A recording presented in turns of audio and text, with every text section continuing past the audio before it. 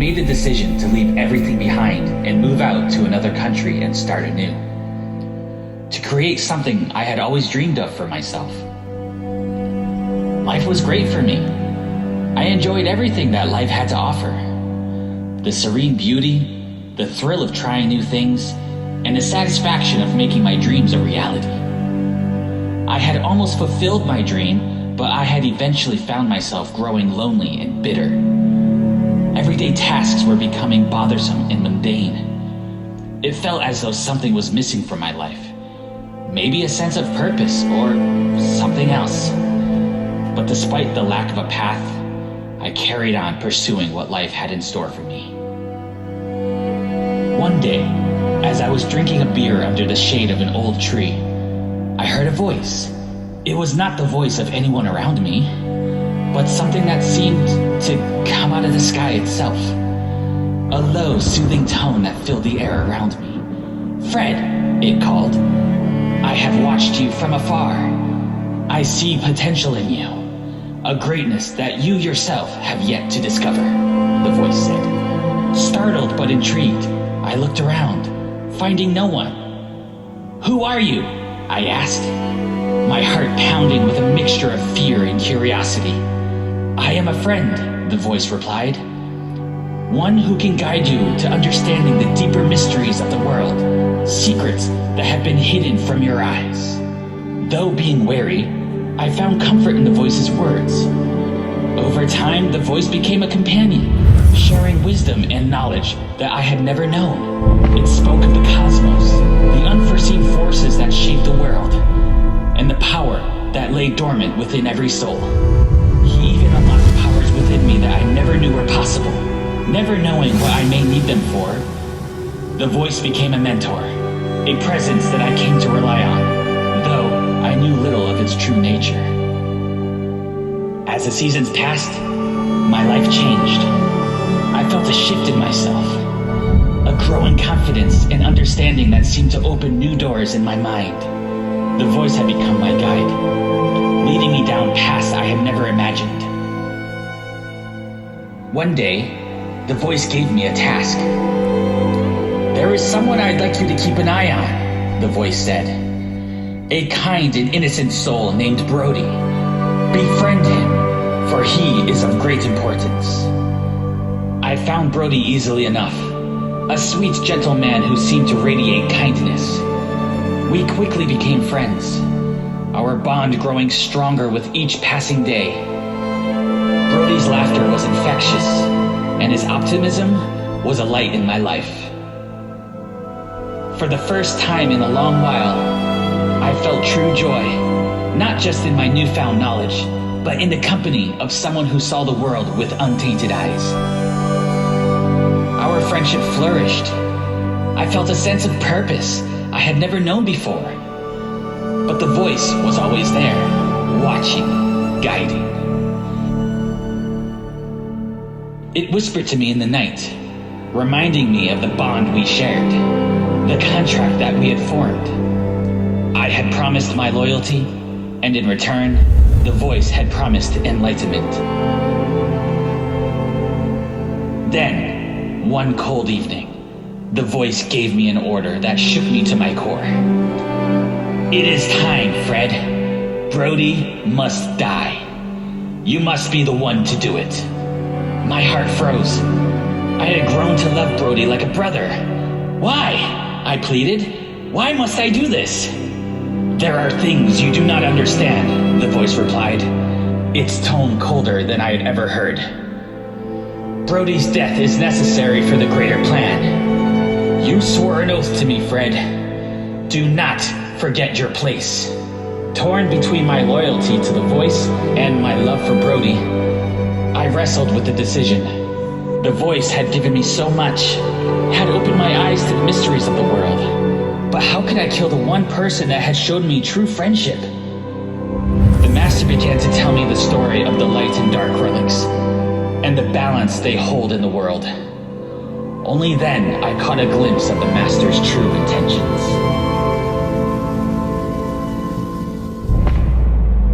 The day came when I was meant to fulfill my order. I took Brody Brody to the woods, as I would wait my further treacherous instructions. The voice had told me I must corrupt Brody's innocence. Confused and perplexed, I asked why. The voice told me about how the light relic resides within the one of pure innocence and purity. He told me the relic is the sole protector of the host, and it acts as a defense mechanism to ward off any threat to the host's safety. But if the host's innocence becomes corrupted, this is the only time that the host and the relic are able to be separated and destroyed. I began my instructions to corrupt Brody.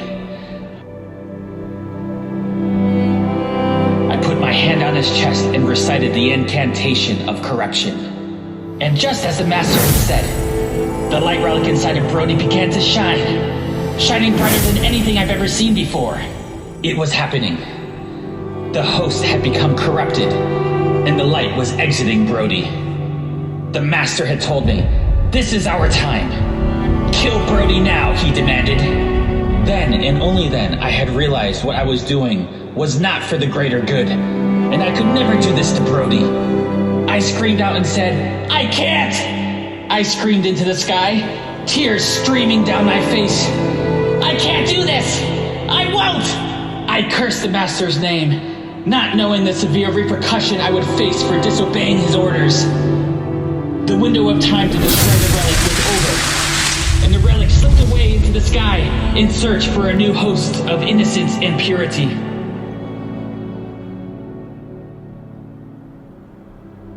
In that moment, the sky seemed to darken, and the voice, once so calm and comforting, grew menacing. "You have failed me, Fred," the voice said. I then screamed to Brody, "Run! Get out of here! It's not safe! Go!" Before Brody could react, the master struck with a vengeance. "Now!" I screamed, falling to my knees. It was too late. Brody was gone, his lifeless body doused in his own blood. The voice had never been a friend. It was a Dark Lord, a being of pure malice, who had used me for his own ends. The Dark Lord looked down on me, disdain in his voice. "You were weak. You could not even follow a simple command. Our bond is broken. You are of no further use to me." And with that, the Dark Lord vanished, leaving me alone in the darkness of my own guilt. The weight of my choices crushing me within. The voice, the guidance, the Dark Lord, everything was gone. I was left with nothing but the memory of what I had lost and the guilt of my betrayal. From that day forward, I had never heard the voice again. The knowledge it shared with me felt like a curse, a reminder of the innocent blood on my hands. My powers had dwindled due to the disconnection with the Dark Lord.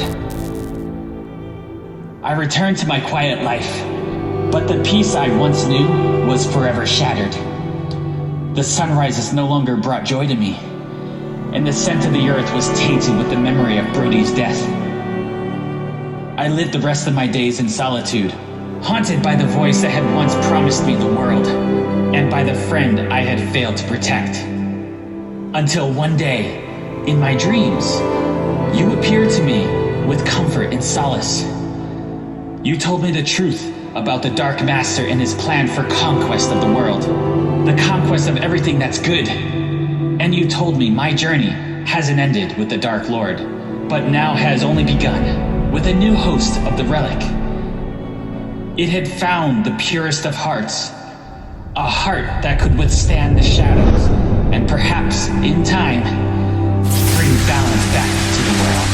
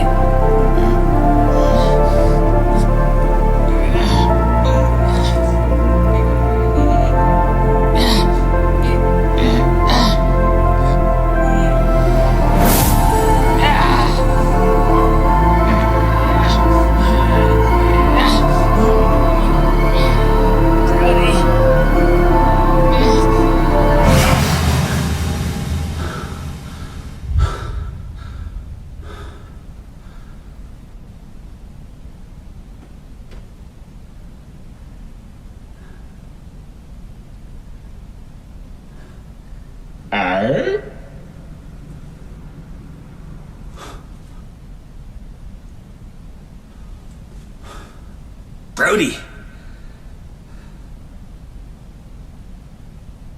Where are we?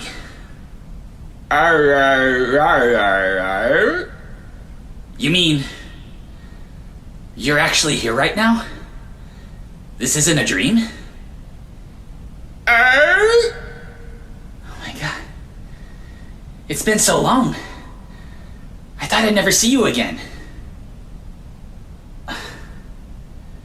I never should have been so blind. I was misled. I thought I reached enlightenment. But now, I've never been more confused in my life. I let you down, Brode. I lost you. I should have been stronger. Smarter. But I can't keep letting this drag me down. Not that I don't care, but because I have a duty to redeem myself and to avenge you. But I can't let this happen again. To Woahchan. I need to put an end to the Dark Lord and his plan.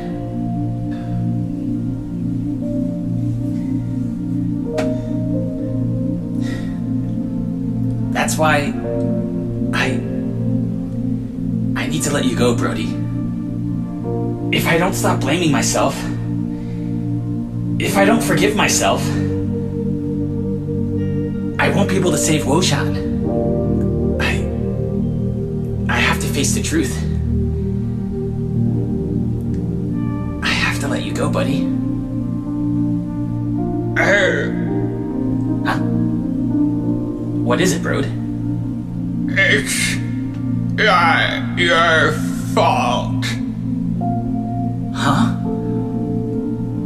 It's not your fault, Fred. Brode, did you just speak? Brody.